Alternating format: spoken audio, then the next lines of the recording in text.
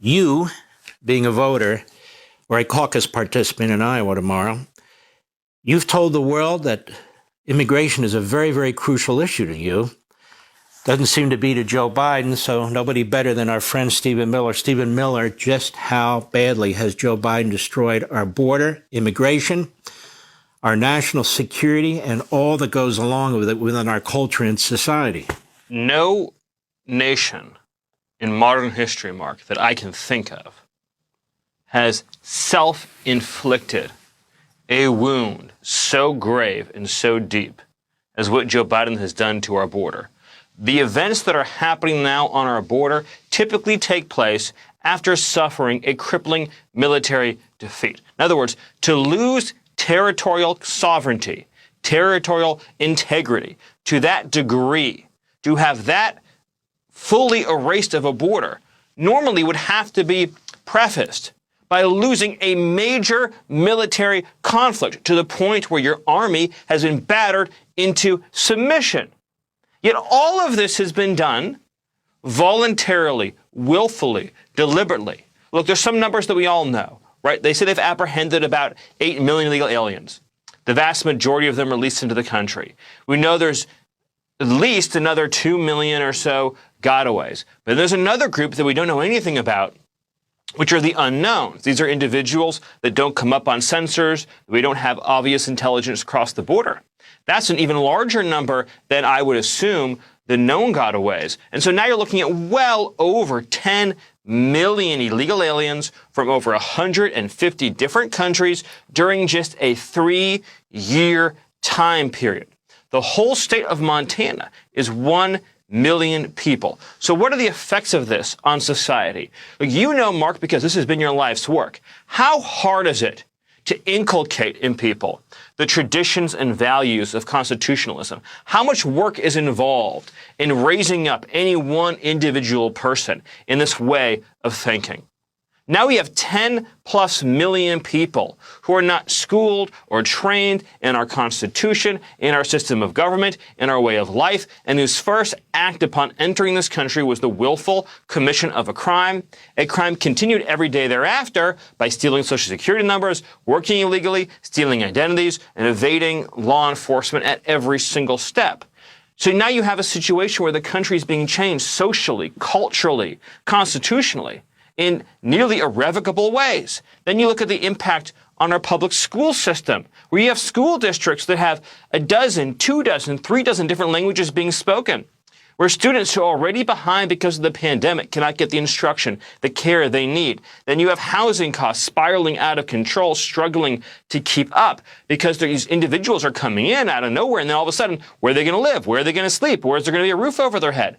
Then the public safety component. You have an open door to the world's criminal cartels and gangs. Every foreign gang, every transnational gang in this country can now bring in an unlimited number of additional recruits to replenish their ranks.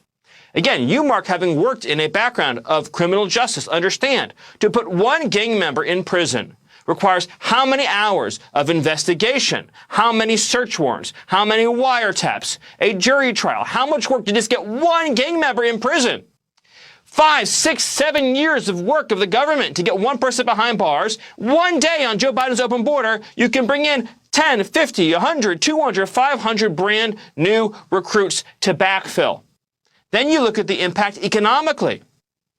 A stable middle class is the essence of the American dream and the essence of a stable American society.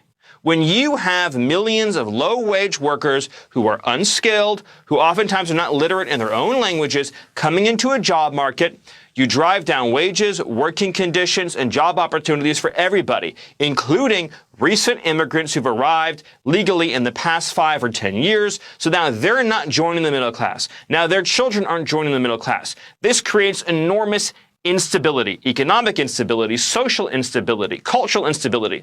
What fills that void? Well, that's where the Democrats come in with the welfare state. That's where the Democrats come in with redistributionist scheme and socialist economics, and then teaching people to hate the very system that they entered into in this country. albeit criminally in this case. So in every sense, it breaks down the pillars, the rafters, the structures holding up American society. And of course, Mark, that is all by design.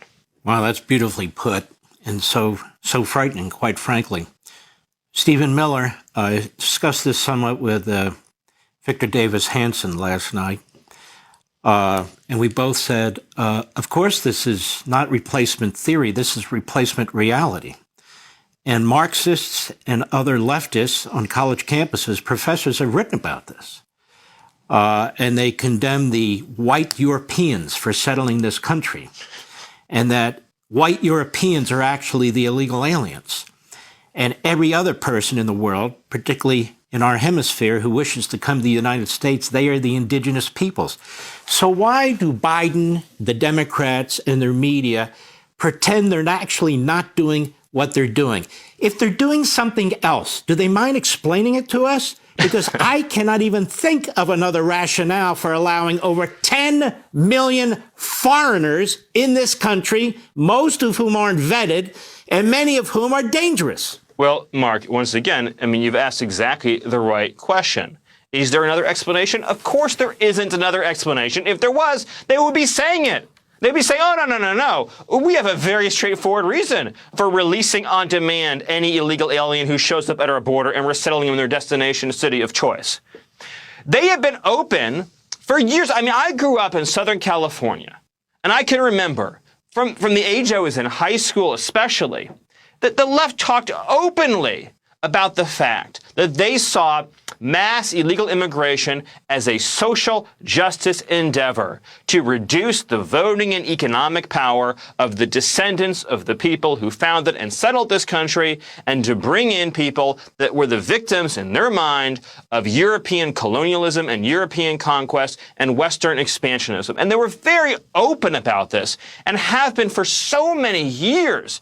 And so you'll just have to excuse me for being outraged to now have major corporate media figures saying, oh, it's some kind of conspiracy theory that there's some sort of demographic or other goal to having a wide open border.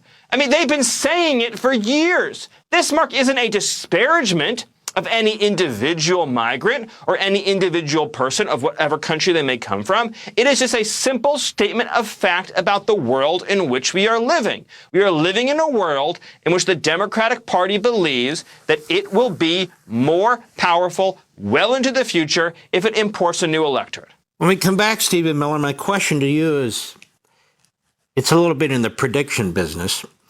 The Iowa caucuses are tomorrow. Republican primaries follow from there. Do you think voters or caucus goers who say they have this at the forefront of their minds are going to have this at the forefront of their minds and should have this at the forefront of their minds? We'll be right back. Welcome back, America. Stephen Miller, America First legal founder. What a fantastic group.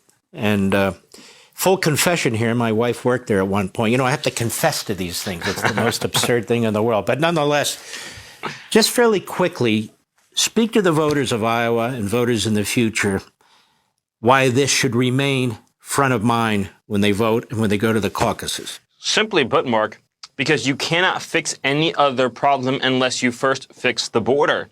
You can't have a functioning healthcare system with an open border. You can't have a functioning, as we talked about, education system with an open border.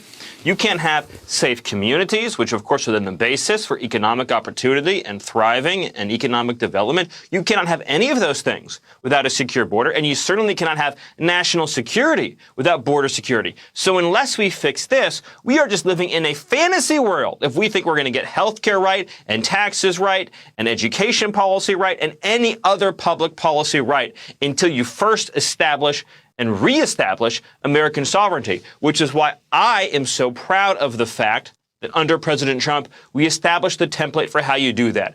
Remain in Mexico, safeguard agreements, detain and deport, zero entry, zero asylum fraud, and a complete and total shutdown of anyone trying to enter the country illegally. Isn't it also true, Stephen Miller, that the way they create congressional districts, they count illegal aliens or aliens? They don't count just citizens. Isn't it also true that Democrat cities more and more are trying to get illegal aliens to vote, first in local elections and then in federal elections.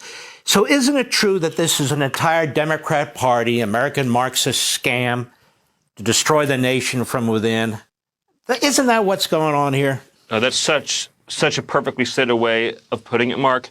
Their theory, I believe, is that if the numbers become so large and they make the demands for citizenship so overwhelming that they believe the American people will break and give in to those demands, and they will begin to normalize that, as you mentioned, by allowing non-citizen voting as they are doing, also through birthright citizenship, converting their children into citizens who then become lobbyists for amnesty for their parents and family members, and also have chain migration to bring in then other lobbyists for amnesty. And then, as you mentioned, congressional apportionment also takes into account illegal alien population. So the states that have the most illegal aliens will then get the most seats in Congress, disenfranchising Americans further. This is all thought through. It's all deliberate. It's all planned by the left. And the goal is ultimately to break down the will and the resolve of the American people, to beat them into submission so that they will then say, mercy, you can have what you want, you can all get amnesty, you can all be citizens,